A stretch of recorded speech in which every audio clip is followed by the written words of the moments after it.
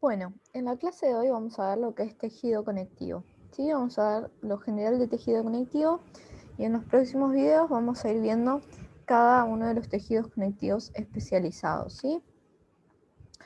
Primero, para hablar de tejido conectivo, lo vamos a definir. ¿Y qué vamos a decir de tejido conectivo? Que es un tejido de sostén y que representa lo que es un esqueleto que sostiene otros tejidos y también que es un tejido de sostén metabólico.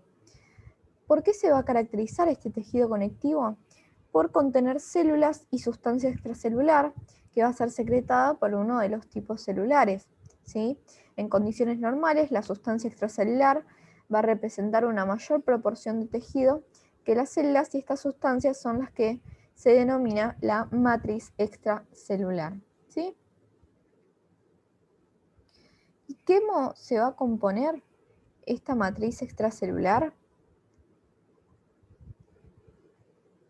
Vamos a tener que está compuesta por fibras de colágeno, más que nada tipo 1, 2, 4 y 5, fibras reticulares con colágeno tipo 3 y fibras elásticas. ¿Sí? Esta matriz extracelular va a ser muy abundante, amorfa o forme, puede ser, y tenemos células también como componentes de este tejido conectivo que son células residentes o fijas, inmigrantes o errantes.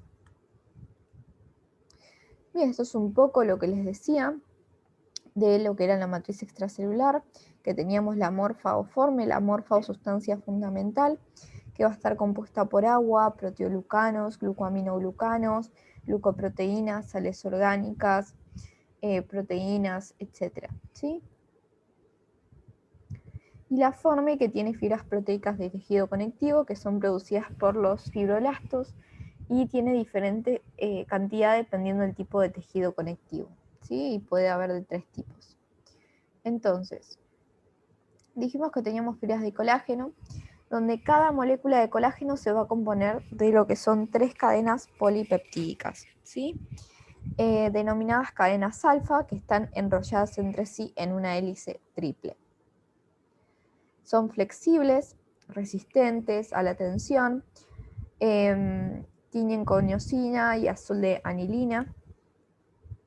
Después tenemos las fibras reticulares, que están compuestas por colágeno tipo 3, que van a generar armazón y sostén para las células, para el tejido linfático y hematopoyético.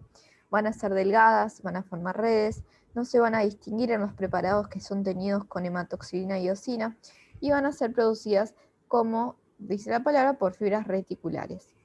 ¿Sí? Las fibras elásticas van a ser eras muy delgadas que permiten que los tejidos respondan al estiramiento, se van a teñir pobremente con eosina, se requiere de tinción con orceína o resorcina fucsina, son producidas por los fibroblastos y células musculares lisas y van a estar formadas por un núcleo central de elastina y una red circundante de microfibrillas o de fibrilina. ¿Sí? Ahora, ¿cómo se va a dar la formación de estas fibras de colágeno? Por medio de acontecimientos intracelulares, ¿sí? Que por la formación de moléculas de procolágeno en el retículo endoplásmico rugoso y paso al Golgi en vesículas, este procolágeno va a sufrir un embalaje en vesículas de secreción en el Golgi que se movilizan hacia la membrana plasmática por microfilamentos y microtúbulos del citoesqueleto y por exocitosis del procolágeno en el espacio extracelular. ¿Sí? Luego, por medio de acontecimientos extracelulares, que este procolágeno se modifica para formar el colágeno, y por un proceso que es el proceso de polimerización, que es de unión de las moléculas de colágeno para formar lo que es la fibrilla. ¿Sí? Bueno, algo que les quiero agregar de matriz extracelular antes de pasar a los tipos celulares es de la matriz amorfa, ¿sí? Que la matriz amorfa, quiero que tengan en cuenta que todos los espacios entre las fibras van a estar ocupados por ella. Va a ser el medio de transporte de sustancias entre los vasos y las células de los tejidos, amortigua y se opone a la fuerza de presión.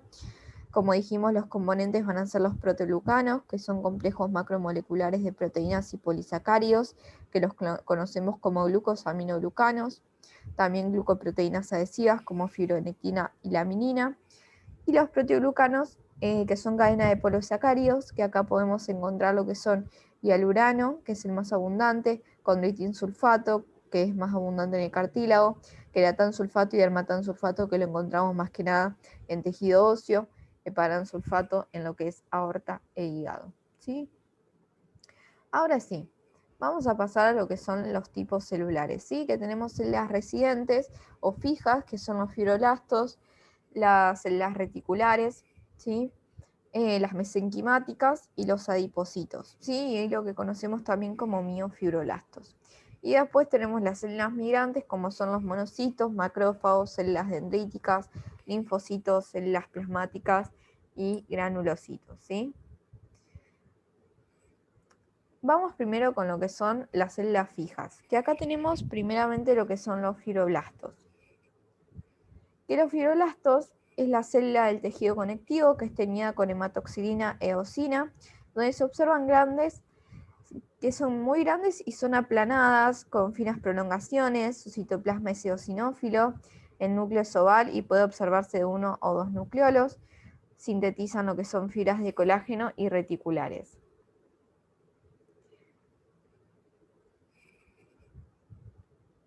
Acá tenemos lo que serían, ¿sí? Los fibroblastos. Ahí tenemos los núcleos de los fibroblastos, fibras de colágeno y fibroblastos. Bien, los miofibroblastos que hoy en día no se los tiene muy en cuenta porque son tan similares a los fibroblastos, pero es más característico que tienen más células musculares lisas, filamentos de actina, pero no se ven tampoco con hematoxilina y eosina, ¿sí?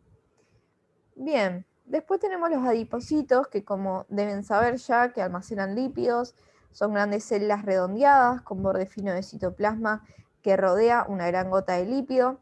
Y en lo que son los cortes con hematoxina y eosina se puede distinguir un finito borde eosinófilo, el núcleo está bien lateralizado y le da a la célula la denominación de célula de anillo de sello, ¿sí? Se tiñen con osmio o sudán.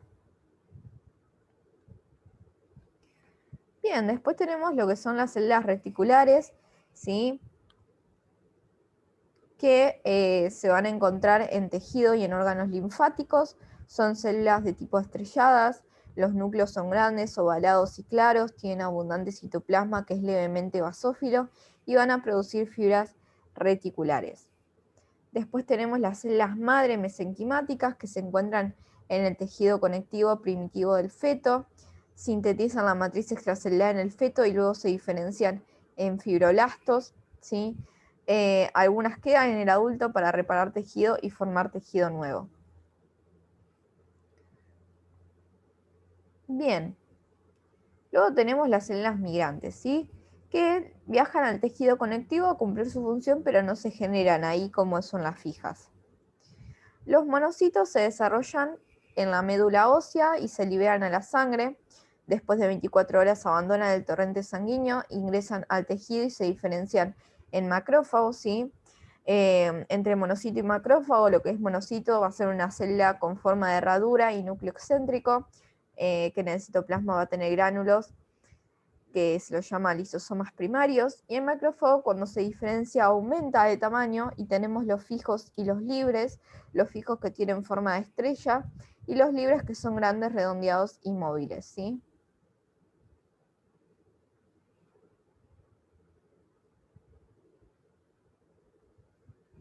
Después tenemos lo que son las células plasmáticas, que son ovaladas, con núcleo excéntrico oval, o redondeado, que tienen abundante citoplasma, bien basófilo, que van a sintetizar y secretar anticuerpos. Después tenemos lo que son los granulocitos, ¿sí? Que las células del sistema inmunitario que poseen gránulos en su interior.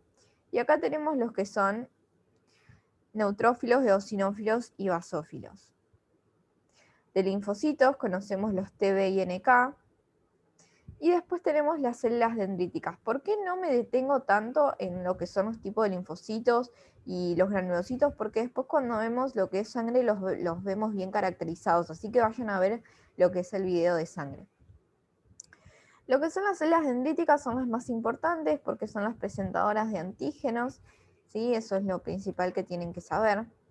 Y después, bueno, saber que tenemos una clasificación, después de hablar de las generalidades de tejido conectivo, hablamos de la clasificación, que hay un tejido conectivo embrionario, tejido conectivo adulto y tejido conectivo especializado. El tejido conectivo embrionario tenemos el mesenquimático o el mucoide, el mesenquimático que en el embrión está en el embrión con mucha sustancia fundamental viscosa, pocas fibras reticulares, células que están en contacto, y el mucoide, que es en el de cordón umbilical por la gelatina de Wharton. El tejido conectivo adulto tenemos laxo, denso, reticular y elástico. El tejido laxo, que va a tener gran cantidad de lo que es sustancia fundamental, ¿sí? Células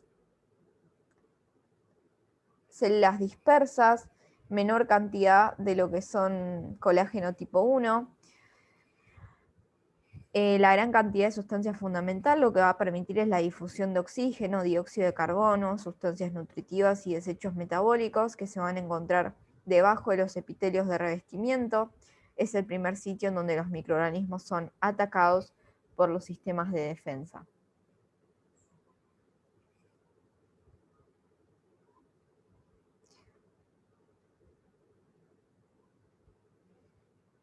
El tejido conectivo denso tiene gran cantidad de fibras y poca cantidad de células. Y tenemos el irregular o no modelado y el regular o modelado.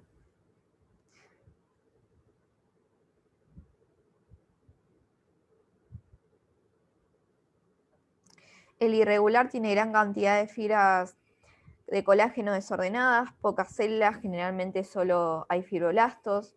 Va a ser un tejido muy resistente, que las fibras se encuentran en haces orientados en distintas direcciones, que resisten las fuerzas tensoras y se encuentran por debajo del tejido conectivo laxo.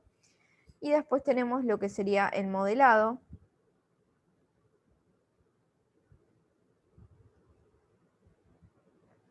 ¿sí? Que las fibras se encuentran ordenadas en haces paralelos muy juntos, lo vemos más que nada en lo que es tendones, aponeurosis y ligamentos.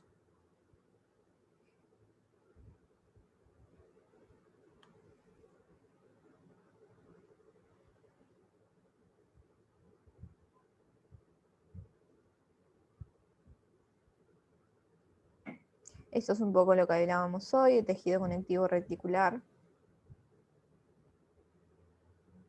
tejido conectivo elástico.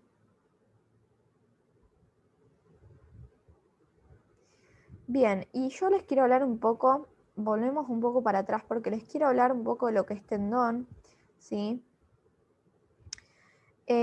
Si les preguntan, en el caso que les pregunten más que nada los que rinden final, que van a ser cordones que unen al músculo al hueso, son haces paralelos de fibras colágenas entre las que se encuentran las células, que son los tendinocitos, que tienen, los tendinocitos tienen láminas de citoplasma que se extienden, por lo que las células van a ser estrelladas en el microscopio óptico, que se ven alargadas. Tenemos el epitendón que rodea los tendones, que está formado por colágeno menos ordenado, y endotendón que rodea las fibras de colágeno, que las separa en fascículos y contiene los vasos y nervios del tendón, ¿sí? Después de ligamentos que unen al hueso con otro, tiene fibras y fibroblastos de tipo paralelas, ordenadas, con menos regularidades que los tendones. Algunos contienen gran cantidad de fibras elásticas, por lo que se denominan tendones elásticos. Y lo que es la aponeurosis, que son como tendones pero anchos y aplanados, se organizan en capas múltiples y las fibras van a estar ordenadas en agrupaciones regulares, ¿sí?